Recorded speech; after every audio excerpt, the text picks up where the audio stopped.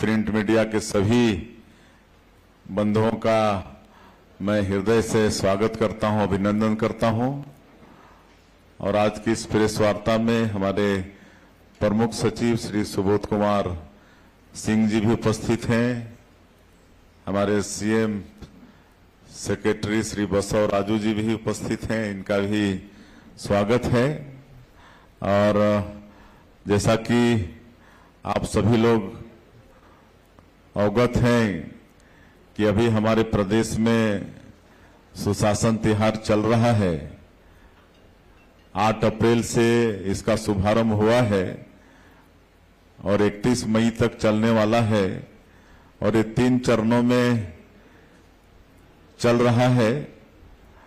और सुशासन त्योहार के प्रचार प्रसार में मीडिया जगत का भी, आप सब लोगों का भी बहुत बड़ा योगदान है।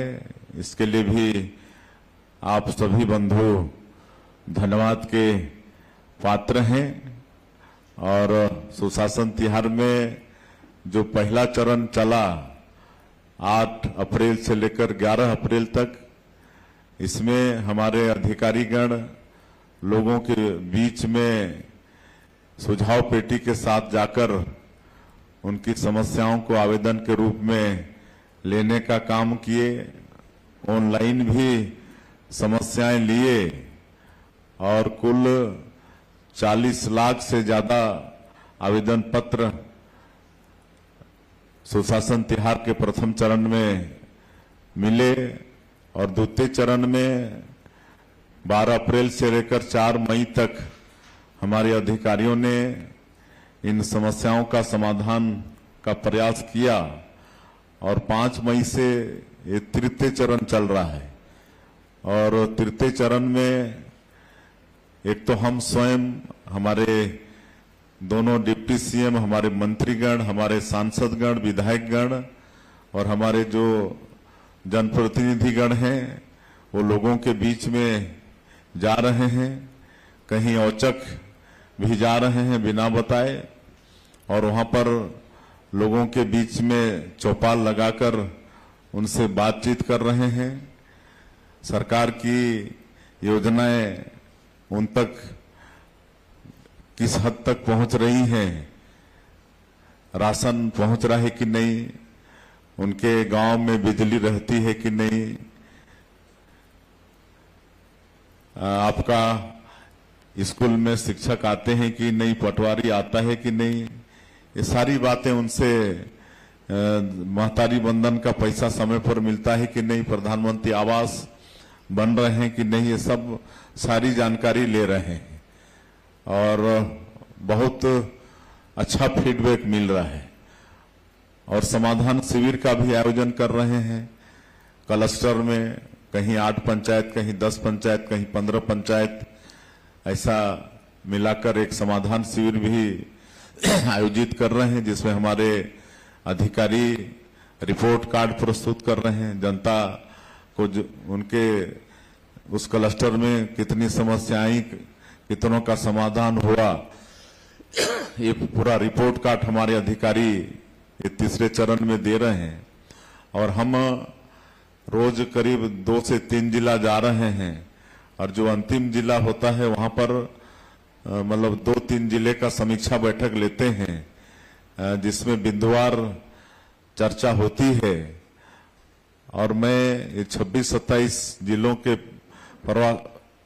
28 या 28वां जिला आज बालोद का हो गया, तो इसमें जो अनुभव मिला है और जो लोगों के बीच में जाकर उनसे फीडबैक लिए हैं, उससे मैं विश्वास के साथ कह सकता हूं कि 2023 के विधानसभा चुनाव में जनता ने जिस विश्वास के साथ हम लोगों को सरकार में बैठाया है, तो हम लोग उनके विश्वास में खरा उतरने का जो प्रयास किए हैं, उसमें काफी हद तक जनता भी खुश है और हमको भी मुख्यमंत्री के नाते संतुष्टि है कि जो 1.5 साल में किए हैं उसमें जनता को हम थोड़ा लाभ देने में, उनको थोड़ा खुश करने में सफल हुए हैं।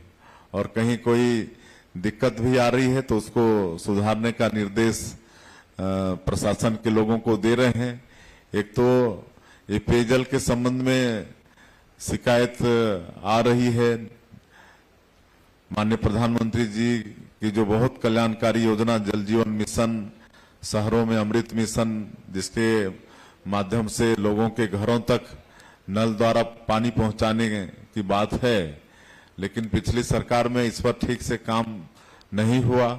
कई जगह पानी नहीं है, लेकिन टंकी खड़ी कर दिए हैं, पाइप बिछा दिए हैं, लोगों के घर में वो पॉइंट दे दिए हैं, लेकिन पानी है नहीं।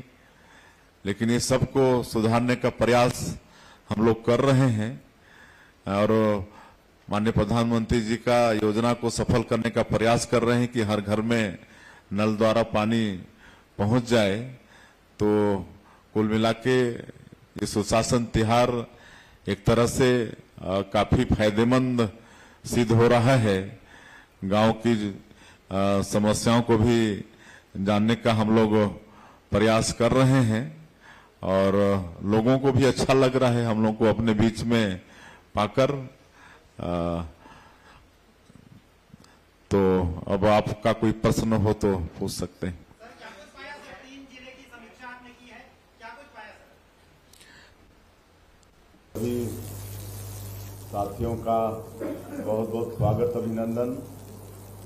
और साथ ही आज की इस प्रेस वार्ता में हमारी प्रभारी मंत्री श्री रामविचार नेताम जी उपस्थित हैं। रायगढ़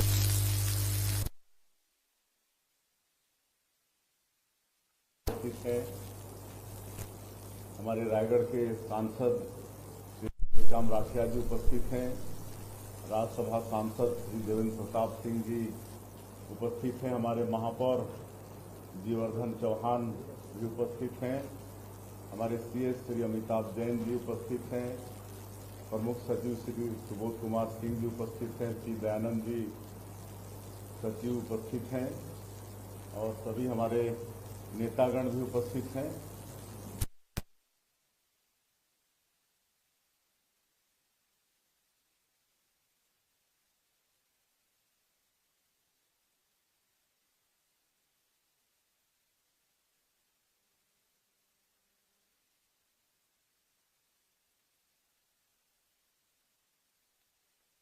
हुआ है और 31 मई तक चलने वाला है और ये पूरा सुशासन का तिहार 3 चरणों में चलने वाला है।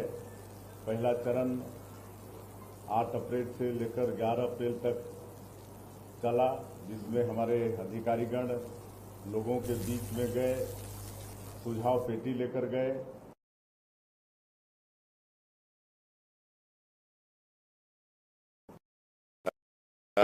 ऑनलाइन भी समस्याओं को लिया और दूसरे चरण में 12 अप्रैल से लेकर 4 मई तक उन समस्याओं का समाधान करने का प्रयास हमारे अधिकारियों ने किया और 5 मई से जो तीसरा चरण चल रहा है सुशासन तिहार का, इसमें जगह जगह पर समाधान शिविर लगाए जा रहे हैं। क्लस्टर में कहीं 10 ग्राम पंचायत को लेकर, कहीं 15 ग्राम पंचायत को लेकर, और वहां पर हमारे अधिकारी रिपोर्ट कार्ड प्रस्तुत कर रहे हैं। उस क्लस्टर में कितनी समस्याएं आई और कितना का समाधान हुआ, पूरा रिपोर्ट कार्ड हमारे अधिकारी रख रहे हैं। और इसमें हम स्वयं, हमारे दोनों डिप्टी सीएम, हमारे मंत्रीगण, हमारे सांसद, विधायकगण सभी समाधान शिविर भी अटेंड कर रहे हैं, औचक निरीक्षण भी कर रहे हैं। और रोज हम एक जिले में, कहीं 2 जिले का, कहीं 3 जिले का समीक्षा बैठक भी कर रहे हैं। तो आज हमारा ये रायगढ़ जिला 26वां जिला है। आज हम सारंगढ़ उतरे थे, कनकबिरा में औचक उतरे थे वहां पर। और चूंकि ये रायगढ़ जिला तो हमारा परिवार है, यहाँ के आप सब लोगों ने आशीर्वाद देकर हमको 20 साल तक सांसद बनाकर दिल्ली भेजा, तो यहाँ आने से हमको ऐसा नहीं लगता कि कहीं और जगह आए हैं, अपने परिवार के बीच में आए, ऐसा लगता है। और कनकबिरा में सभी परिचित लोग वहाँ पर मिले और एक पेड़ के नीचे वहाँ भी चौपाल लगाए और 1.5 घंटा वहाँ पर सबसे बतियाए और हालचाल पूछे उनका। और हम लोग जो 1.5 साल में जन सेवा में जो कार्यक्रम चला रहे हैं, एक तो मोदी की जो गारंटी थी उसका भी अधिकांश काम को पूरा करने का प्रयास किए हैं। तो वो सब कितने लोगों को मिला नहीं मिला वो सब पूछते हैं, महतारियों से पूछते हैं कि उनको जो महतारी बंधन का 1000 रुपया हर महीना भेज रहे हैं वो मिल रहा है कि नहीं। हाथ उठवाते हैं तो सभी उठाते हैं और उनसे भी पूछते हैं कि मतलब इसका आप लोग क्या करते हैं। तो बड़ा अच्छा अपना जो कर रहे हैं उसको बताते हैं। तो आज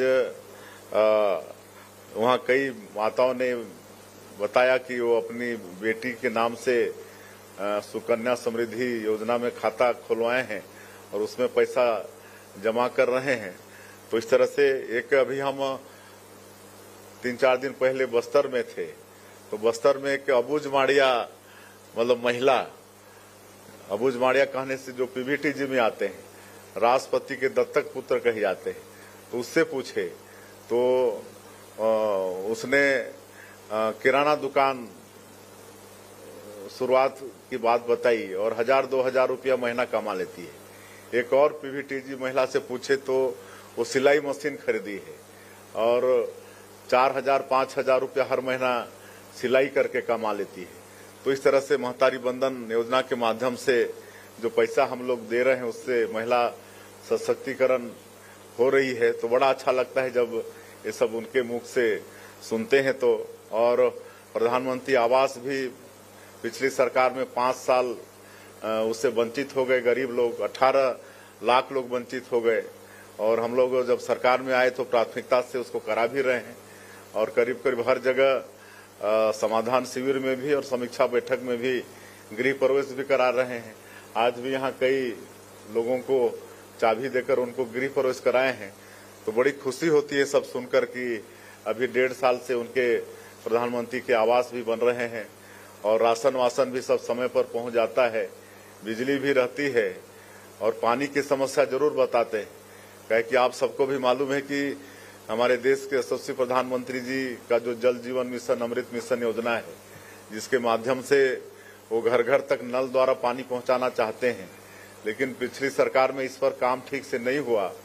उसको हम सुधारने का प्रयास कर रहे हैं और आगे चल के सुधारेंगे भी, एक एक घर में पानी पहुंचाएंगे नल द्वारा। तो इस तरह से ये सब काम बड़ा अच्छा हो रहा है। मोदी की गारंटी का भी अधिकांश काम को पूरा किए हैं। वो सब भी पूछते हैं रामलला दर्शन योजना का कितनों को लाभ मिला। अभी कनकबिरा में एक माता मिली थी, वो मुख्यमंत्री तीर्थ यात्रा दर्शन योजना वो भी शुरू किए हैं जो पिछली सरकार में बंद थी। तो अभी वो मथुरा और वृंदावन घूम के आई है, तो बड़ा खुश थी। तो इस तरह से सब योजना लागू किए हैं और अभी कई नए नए नवाचार भी हम लोग कर रहे हैं। एक तो भ्रष्टाचार के जितने रास्ते थे वो सबको बंद करके सबको ऑनलाइन कर रहे हैं। और एक अब हमारे आपके विधायक और हमारे वित्त मंत्री और जिनके पास पंजीयन विभाग भी है, आप सबको मालूम है कि जमीन रजिस्ट्री के बाद नामांतरण में कितनी परेशानी होती थी, चक्कर लगाना पड़ता था। लेकिन आपने ऐसा नवाचार किया है कि अब रजिस्ट्री के साथ ही नामांतरण भी हो जाएगा, 1 घंटा का भी इंतजार करना नहीं पड़ेगा। जिस दिन शुरुआत के उस दिन बालोद जिला के बहुत किसान आए थे और उनका रजिस्ट्री भी हुआ और मिनटों में उनका नामांतरण भी हुआ। अब फेक रजिस्ट्री भी नहीं होगी। अब कोई मतलब जीते जी अपना बालक को, बेटा बेटी को अगर अचल संपत्ति हस्तांतरण करना चाहता था तो रजिस्ट्री करानी पड़ती थी, जिसमें खर्चा होता था। लेकिन उसमें भी ऐसा किए हैं अभी कि मात्र 500 रुपये में वो अपने बेटा बेटी उत्तराधिकारी को अचल संपत्ति हस्तांतरित भी मतलब कर पाएगा। इससे जैसे आजकल प्रधानमंत्री आवास में बेटे की शादी हुई, नया परिवार बसा, तो उसको नया घर चाहिए, लेकिन उसके नाम से जमीन नहीं है। अब जमीन लेने के लिए रजिस्ट्री कराने में खर्चा होता, लेकिन अब मात्र 500 रुपये में बेटे के नाम से जमीन हो जाएगी और प्रधानमंत्री आवास का लाभ वो ले पाएगा। तो इस तरह से कई नवाचार हम सब लोग कर रहे हैं इस सरकार में। तो कुल मिला के ये जो 26 जिलों का हमारा अनुभव है, कहीं हम औचक भी उतरे हैं, कहीं समाधान शिविर भी अटेंड किए हैं, समीक्षा भी किए हैं। तो मुझे बड़ी खुशी है कि 1.5 वर्षों में जनता को काफी हम